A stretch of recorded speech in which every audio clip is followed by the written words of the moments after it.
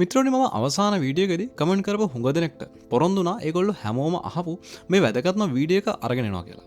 ඔයා මේ ලෝකේ කොහේ අස්සක මුල්ලක ජීවත් වුණත්, ඔයා කුලි වැඩ කරන කෙනෙක් වුණත්, ඔයා ව්‍යාපාරයක් අයිති කරන් හිටියත් මේ අද වීඩියෝ එකේ අපි කතා කරන දේවල් ගැන අදහසක් නැති කෙනෙක් නම් ඔයාට ජීවිත කාලෙම සල්ලි කියන මාතෘකාව එක තැනක හිර වෙන්න වෙනවා. මිත්‍රෝනි ඉතින් අපි අද බොහොම සරලව මේ ආයෝජනය කියන්නේ මොකද්ද? ඇයි ආයෝජනය කරන්න ඕනේ? කොහොමද ආයෝජනය කරන්නේ? මොන වගේ ආයෝජනය කරන්නේ කියලා වගේම වැදගත්ම දේ ආයෝජනය නොකළොත් ඔයාලට ඒ නිසා මුහුණ දෙන්න වෙන ගැටලු ටික ගැනත් බොහොම සරලව පැහැදිලිව එකින් එක කතා කරලා ලියලා දෙනවා. මිත්‍රෝනි හැබැයි තව දෙයක්. ඔයාලා හිතන්නේ නෝනම් ආයෝජනය කරාම අනිවාර්යෙන් සල්ලිකාරයෙක් වෙනවා. ආයෝජනය කරන එක හරි ලේසි වගේ දේවල්. මිත්‍රෝනි ඒක ඇත්ත නෙවෙයි. මේ පාර රළුයි. අවබෝධයෙන් තීරණ ගන්න ඕනේ. අවබෝධයෙන් තීරණ අරගෙන පවා ඔයාව ඇද වැටෙන්න අවස්ථාවක් තියෙනවා. ඉතින් ඉස්සල්ලාම ඔයා මේ ඇත්ත තේරුම් අරගන්න ඕනේ. මට පුළුවන් මේක හරිම ලේසි පාරක් ඕන කෙනෙක්ට සල්ලිකාරයෙක් වෙන්න පුළුවන් වගේ බොරු ටිකක් කියලා මගේ වීඩියෝ එකේ views ටිකක් වැඩි කරගන්න. හැබැයි ඒකෙන් මම ඔයාලව ඇදලා දාන්නේ ජීවිතේම විනාශ වෙන ලොකු වලකට වෙන්න පුළුවන්. ඉතින් මට ඕනේ ඔයගොල්ලෝ ඉස්සරළම මේ ඇත්ත ගැන තේරුම් ගන්න. මේ ගමන හරි විදියට ඔයාලට යන්න අවශ්‍ය දැනුම ඔයාලට අරගෙන එන්න. එතකොට ඔයාලට පුළුවන් වලේ වැටෙන්නේ නැතුව, අහු වෙන්නේ නැතුව මේ ආයෝජන කියන මාර්ගයේ සාර්ථකව ගමන් කරන්න. ඉතින් අපි ඒ ගැන අද සරලව කතා කරමු. ඉතින් වීඩියෝ එකට යන්න කලින් subscribe කරලා මේ channel එකේ ඉන්න සල්ලි හොයන්න උණ තියෙන අනිත් කට්ටිය එක්ක එකතු වෙන්න. ඒ වගේම comment එකක් දාන්න, like කරන්න කියලා ආරාධනා කරන ගමන් අපි මෙහෙම යමු අද කතාව පාට. හොඳයි මිත්‍රෝනි මුලින්ම ආයෝජනය කියන්නේ මොකද්ද? ආයෝජනය කියන්නේ සරලවම සල්ලි වලින් තව සල්ලි හොයන එකට. ඒ කියන්නේ ඔයාගේ සල්ලි බුද්ධිමත්ව ආයෝජනය කරාම ඔයාට ඒකෙන් තව සල්ලි හොයන්න පුළුවන් කියන එකට. ඒ කියන්නේ ඔයා නිදියගෙන හිටියත් ඔයාගේ සල්ලි ඔයා වෙනුවෙන් වැඩ කරන එකට. දැන් අපි යමු අනිත් ප්‍රශ්නෙට. ඇයි අපි ආයෝජනය කරන්න ඕනේ? පළවෙනි එක ඉන්ෆ්ලේෂන් එක. ඒ කියන්නේ උද්දමනය නිසා.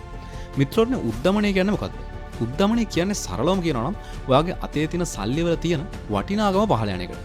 භාණ්ඩ වල මිල ඉහළ යනවා. හැබැයි ඔයාගේ අතේ තියෙන සල්ලි වල වටිනාකම පහළ යනවා. ඔයාගේ අතේ තියෙන සල්ලි වල වටිනාකම අවුරුද්ද ගන්න පහළ වැටෙනවා කියලා ඔයාලට වැඩි දැනගලා නැහැ නේද? හැබැයි හිතන්න 2010 දී පාන් ගෙඩියක මිල රුපියල් 50ක්. දැන් මිල රුපියල් 150ක් වගේ වෙනවා. 2010 දී පෙට්‍රෝල් ලීටර එක මිල රුපියල් 80ක් වගේ වුණාට අද මිල රුපියල් 300ක් වගේ වෙනවා. කී ගුණයකින් වැඩි වෙලාද? මෙහෙම කියද්දි ටිකක් කවුල් නේද? ඔව් මිත්‍රෝනි, මෙන්න මේක නිසා තමයි කියන්නේ සල්ලි නිකන් ඉතිරි කරලා විතරක් බලන් ඉන්න එක හොඳ වැඩක් නෙවෙයි කියලා. මිත්‍රෝනි, ධනවත් මිනිස්සු සල්ලි නිකන් ඉතිරි කරන ක්‍රමය දකින්නේ තමන්ගේ සල්ලි කාලයත් එක්ක හිමින් විනාශ වෙලා යන ක්‍රමයක් විදියට. දෙවෙනි හේතුව, ආයෝජනය කියන්නේ ධනවත් වෙන්න තියෙන පහසුම මාර්ගය නිසා. මිත්‍රෝනි, අපි ජීවත් වෙන ආර්ථික රාමුව ගොඩනැගිලා තියෙන්නේ ධනවත් මිනිස්සු තවත් ධනවත් වෙන විදියට. ඉතින් ඒක අපි කලින් වීඩියෝ එකේදීත් කතා කළා වලට මතක ඇතිනේ. ඒකට මුල්ම හේතුව වෙන්නේ මෙන්න මේ කතාව. ඒ කියන්නේ මේ ආර්ථික රාමුව ඇතුලේ වටිනාකම ඉහළ යන්නේ ඔයා ළඟ තියෙන වත්කම් වල මිල ඉහළ යන එකත් එක්ක. ඉතින් වත්කම් කියන්නේ මොනවද? හිතමු ඔයා නගරයක් හිටුව ඉඩමක් කරන් දාලා තිනවා කියලා. නැත්නම් ඔයා ව්‍යාපාරයක් ආරම්භ කරලා තිනවා කියලා. නැත්නම් ඔයා කොටස් වෙළඳ පොලෙන් මිලදී ගත්ත කොටස් ඔයා ළඟ තිනවා කියලා. මිත්‍රෝනි, මෙන්න මේ වගේ ඔයා අරන් තියෙන කාලයත් එක්ක වටිනාකම ඉහළයයි කියලා හිතන්න පුළුවන් මිලදී ගැනීම. නැත්තම් ආයෙම ඔයාට සල්ලි උපයලා දෙන මිලදී ගැනීම වලට තමයි අපි සරලවම වත්කම් කියලා කියන්නේ. ඉතින් මේ ක්‍රමය ධනවතුන් බිහි කරන්නේ කොහොමද? හිතමු ඔයා 2010 දී රුපියල් ලක්ෂ 50ක් ඉතිරි කිරීමේ ගිණුමක දැම්මා කියලා. හැබැයි ඔයාගේ යාළුවා එයාගේ ළඟ තිබ්බ ලක්ෂ 50ක් දීලා පොඩි ඉඩම් කැල්ලක් අරන් දානවා. 2025 වෙනකොට මිත්‍රෝනි, ඔයාගේ සල්ලි වල වටිනාකම නිකන්ම බැංකුවේ පහළට යද්දි ඔයාගේ යාළුවාගේ අර ඉඩමේ වටිනාකම රුපියල් ලක්ෂ 150ක් පැනලා. ඉතින් මිත්‍රෝනි, ධනවත් මිනිස්සු කරන්නේ මේ වගේම තවත් ක්‍රම පාවිච්චි කරලා එයාලගේ වත්කම් තවත් වැඩි කරගන්න එක. ඒ නිසා මීට පස්සේ මම සල්ලි බැංකුව ඉතිරි කරලා තියෙන නිසා සේරම හරි වගේ කතා කියන්න කලින් දෙපාරක් හිතන්න වෙනවා. ඉතින් මෙන්න මේ ප්‍රධානම හේතු දෙක නිසා තමයි ඔයා අනිවාර්යයෙන්ම ආයෝජනය කරන්න ඕනේ. දැන් අපි කතා කරමු මේ ධනවත් මිනිස්සු හුඟ දෙනෙක් එයාලගේ ආයෝජනයන් කරන කොටස් වෙළඳපොළ කොහොමද වැඩ කරන්නේ කියලා. මිත්‍රෝනි, කොටස් වෙළඳපොළ කියන්නේ සාමාන්‍ය වෙළඳපොළක් වගේම තැනක්. හැබැයි එතනදී මිනිස්සු මිලදී ගන්න සහ විකුණන්නේ සමාගම් වල කොටස්, ව්‍යාපාර වල කොටස්. හිතමු ඔයා මෙතනදී සමාගමක කොටස් සල්ලි වලට ගන්නවා කියලා. ඒකෙන් අදහස් කරන්නේ ඔයා ඒ සමාගමේ මුළු වටිනාකමෙන් පුංචි කොටසක් මිලට ගන්නවා කියන එකට. අපි හිතමු ඔයා Netflix සමාගමෙන් කොටසක් මිලට ගත්තා කියලා. ඒ කියන්නේ ඔයා දැන් Netflix සමාගමේ පුංචි කොටසක අයිතිකාරයෙක් කියන එකට. ඉතින් මෙතනදී සරලවම කියන්නේ ඔයා විශ්වාස කරනවා Netflix සමාගමේ වටිනාකම කාලයත් එක්ක ඉහළයයි කියලා. මොකද එහෙම ඉහළ යනවා කියන්නේ අර ඔයා ගාව තියෙන පුංචි කොටස් වල වටිනාකමත් ඉහළ යනවා කියන එකට. ඉතින් මිත්‍රෝනි, මේ විදිහට තමයි ධනවත් මිනිස්සු සල්ලි පැල කරන්නේ. ධනවත් මිනිස්සු කරන්නේ මෙන්න මේ වගේ කොටස් වෙළඳ පොලෙන් මේ වගේ කොටස් නිතරම මිලදී අරන් ඒවා වර්ධනය වෙන්න ඉඩ හරින එක. දැන් ඔයාලා කල්පනා කරනදී ඉතින් දැන් මේකෙන් සල්ලි හම්බෙන්නේ කොහොමද කියලා. මිත්‍රෝනි, මේ කොටස් වෙළඳ පොලේ ආයෝජනෙන් අපිට දෙවිදියකින් සල්ලි හොයන්න පුළුවන්. පළවෙනි ක්‍රමය තමයි කැපිටල් ගේන්ස් වලින් සල්ලි හොයන්න පුළුවන්. ඒ කියන්නේ ඔයා හිතන්න ඔයා Netflix සමාගමේ කොටස් රුපියල් 10000ක් දීලා මිලට ගත්තා කියලා. අවුරුදු 5කින් Netflix සමාගමේ වටිනාකම ඉහළ ගිහින් ඒ නිසා ඔයා මිලට ගත්ත කොටසේ වටිනාකම රුපියල් 15000ක් වෙලා. දැන් ඔයාට පුළුවන් ඒ කොටස විකුණලා දාලා ඔයාගේ වත්කම් මුදල් වලට හරවන්න. මේකට තමයි capital gains වලින් සල්ලි උපයනවා කියලා සරලව කියන්නේ. දෙවෙනි එක තමයි ඔයාට dividends වලින් සල්ලි උපයන්න පුළුවන්. ඒ කියන්නේ මේ ඔයා කොටස් මිලට ගන්න සමාගමෙන්, ඒ කියන්නේ Netflix සමාගමෙන් ඔයාගේ කොටසේ වටිනාකමට අනුව ඔයාට එයාලගේ සමාගම ලබන ලාභයෙන් යම් මුදලක් මාස කිහිපයකට සැරයක් හරි නැත්නම් වාර්ෂිකව හරි ඔයාට ලබලා දෙන එකට. දැන් ඔයාලට තව ප්‍රශ්නයක් ඇති වෙනවා. හරි. දැන් අපි මොන වගේද ආයෝජනය කරන්න කියලා නේද? මොකද අපි මේ වැඩේ දැන් කොහොම හරි පටන් ගන්න ඕනනේ. ඔයාට පුළුවන් ද ඇත්තටම Netflix සමාගමේ කොටස් මිලට ගන්න. ඔව් ඔයාට එහෙම මිලට ගන්න නම් පුළුවන්. හැබැයි වැඩේ කියන්නේ මේක එච්චරම සරල නැහැ. මොකද ඔයා මෙහෙම ඔහෙ ගිහින් කොටස් මිලට ගත්තොත් ඔයාගේ සල්ලි ඔයාව ධනවතෙක් කරනවට වඩා ඉක්මනට ඔයාව මහ පාරට ඇදලා දාලා තමයි නතර වෙන්නේ.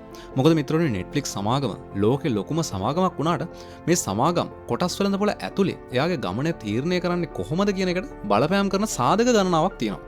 අනිත් දේ මේ ලෝකේ ලොකුම සමාගම් වුණා. ඕනෑම වෙලාවක පහළ වැටිලා එයාලගේ අර වටිනාකම බිඳුවර වැටෙන්න පුළුවන් මිත්‍රෝනි. මේකට හොඳම උදාහරණය තමයි BlackBerry සමාගම. 2008 විතර වෙද්දි මේ ලෝකේ හොල්ලාගෙන ලෝකේ පුරාම ජංගම දුරකථන ලෝකේ රජ කරපු මේ සමාගම අද වෙද්දි උන් හිටි දැන් නැතිව එයාලගේ කොටස් වල වටිනාකම පහළටම වට්ටගෙන තියෙනවා. ඉතින් මේ අරුණම ලෝකේ තියෙන ලොකුම සමාගම් වුණත් කොයි වෙලේ මේ තරමට වැටෙයිද කියලා ඔයා සති ගණන් අධ්‍යයනය කළත් ඔයාට හරියටම අනාගතේ මොකකින් මොකක් වෙයිද කියලා හරියටම පුරෝකථනය කරන්න බෑ. මිත්‍රෝනි ඒ කියන්නේ සරලවම ඔයාට මේ සමාගම් වල අනාගතය දකින්න විදිහක් නැහැ. ඉතින් මෙන්න මේක නිසා තමයි බුද්ධිමත් ආයෝජකයෝ එයාලගේ ආයෝජන කොටස් වෙළඳපොළෙන් මිලට ගද්දි එක සමාගමකින් විතරක් කොටස් මිලට ගන්නේ නැති වෙන්න හේතුව. ඒ වෙනුවට එයා කරන්නේ සමාගම් කිහිපයක කොටස් මිලට ගන්න එක. එයා කරන්නේ එක සමාගමක අනාගතය තීරණය කරනව වෙනුවට සමාගම් ගොඩකින් පුංචි පුංචි කොටස් ගණනාවක් මිලදී ගන්න එක. ඉතින් මෙන්න මේකට තමයි මිත්‍රෝනි ඉන්ඩෙක්ස් ෆන්ඩ් සරහා ආයෝජනය කරනවා කියලා කියන්නේ. මෙතනදී වක් කරන්නේ හිතමු ඔයාලගේ ලොකු බකට් එකක් තියෙනවා. මේ බකට් එකේ තියෙනවා එක එක සමාගම් වල 100,000 ගණන් කොටස්. ඉතින් ඔයාලඟ තියෙන මේ බකට් එකෙන් සමාගම් එකක දෙකක වටිනාකම පහළ ගියාට ප්‍රශ්නයක් නැහැ. මොකද අනිත් සමාගම් වල වටිනාකමට පහළ වැටෙන්න ඒක හේතුවක් වෙන්නේ නැති නිසා. ඉතින් S&P 500 කියන්නේ මේකට හොඳම උදාහරණයක්. මේ S&P 500 කියන අපි කලින් කතා කරපු විදිහ මේ බකට් එක හැදිලා තියෙන මිත්‍රෝනි ඇමරිකාවේ හොඳම සමාගම් 500ක් එකතු වෙලා. ඒ කියන්නේ Apple සමාගම, Amazon, Google වගේ ඇමරිකාවේ වටිනාකමින් වැඩිම සමාගම් 500ක් එකතු කරගෙන. හිතමු ඔයා 1996 කාලේ වගේ වෙනකොට මේ සමාගම් වල රුපියල් ලක්ෂ 3ක් ඉතුරු කරා කියලා. මිත්‍රෝනි එහෙම ආයෝජනය කරපු ඔයාගේ ඒ කොටස් වල වටිනාකම මේ වෙනකොට ලක්ෂ 50ක් ඉක්මවලා ගිහින් ඉවරයි. දැන් අපි යමු මේ කතාවේ වැදගත්ම කොටසට. අපි කොහොමද ඇත්තටම ආයෝජනය කරන්න පටන් ගන්නෙ? පළවෙනි පියවර. ඔයා මේ වැඩේට ප්ලැට්ෆෝම් එකක් තෝරගන්න ඕනේ. ඒ කියන්නේ වෙබ්සයිට් එකක් හරි ඇප් එකක් හරි කොහොම හරි ලෝකේ කොහෙ හිටියත් ඔයාට මේ වැඩේ කරන්න පුළුවන් විදිහේ ප්ලැට්ෆෝම් එකක් තෝරගන්න ඕනේ. මේ ප්ලැට්ෆෝම් එක හුඟක් ආරක්ෂාකාරී තැනක් වෙන්නත් ඕනේ. ඒ වගේම ඔයාලා මේ වෙනුවෙන් ගෙවන ගාණ සාධාරණ අඩු මුදලක් වෙන්නත් ඕනේ. මොකද ඔයගොල්ලන්ගේ ආයෝජනයට යොදන සල්ලි වලට අමතරව ඔයගොල්ලෝ මේ වෙනුවෙන් යට කරන මුදල ඔයගොල්ලෝ කාලයක් මේ වෙනුවෙන් වැය කරනකොට ඒ පොඩි මුදල උනත් ලොකු මුදලක් බවට පත් වෙන නිසා. ඒ කියන්නේ සමහර විට ඔයා ආයෝජන ලබන ලාභය වගේම ගාණක් ඔයා අනිත් පැත්තෙන් මේ දේ වෙනුවෙන් විතරක් වියදම් කරලා තියෙනවා නම් ඒ ආයෝජන කිසිම බුද්ධිමත් ආයෝජනයක් නොවන හින්දා. දෙවෙනි පියවර තමයි මේ ඔයාලා හදාගත්තු ඔයාලගේ ගිණුමට සල්ලි එකතු කරගන්න එක. බැංකුවකින් ඔයාලගේ මේ ගිණුම වලට හුඟක් වෙලාවට සල්ලි එකතු කරන්න පුළුවන්. රුපියල් 10000ක් 20000ක් දාලා ඉස්සරළම මේ වැඩේ පටන් ගන්න. මේ වගේ ගාණක් පොඩි ගාණක් තමයි. හැබැයි අපි කලින් වීඩියෝ එකේ කතා කළා මේ වැඩේ පටන් ගන්න එක තමයි වැදගත්ම දේ කියලා. තුන්වෙනි එක තමයි අපි කලින් කතා කරපු විදිහට ඉන්ඩෙක්ස් ෆන්ඩ්ස් වල ආයෝජනය කරන එක. මොකද තනි සමාගමක ඔයා ආයෝජනය කරන එක හුඟක් අවදානම් වැඩක් නිසා ඔයාලා ආයෝජනය පටන් ගන්නවා නම් මේ ක්‍රමය බුද්ධිමත් ක්‍රමයක් කියලා තමයි මේ ගැන අදහස් දක්වන හුඟක් දෙනෙක්ගේ මතය. මොකද මෙහෙම ආයෝජනය කරන හුඟ දෙනෙක්ට කාලයක් යනකොට තේරුම් යනවා තමන්ට තනි සමාගම් තෝරාගෙන ආයෝජනය කරනවා නම් ඒ ආයෝජනය කරන අවස්ථාව තෝරගන්නේ කොහොමද කියලා. හතරවෙනි පියවර තමයි මේ ඔයාගේ ආයෝජන ක්‍රමය ඔටෝමේට් කරන එක.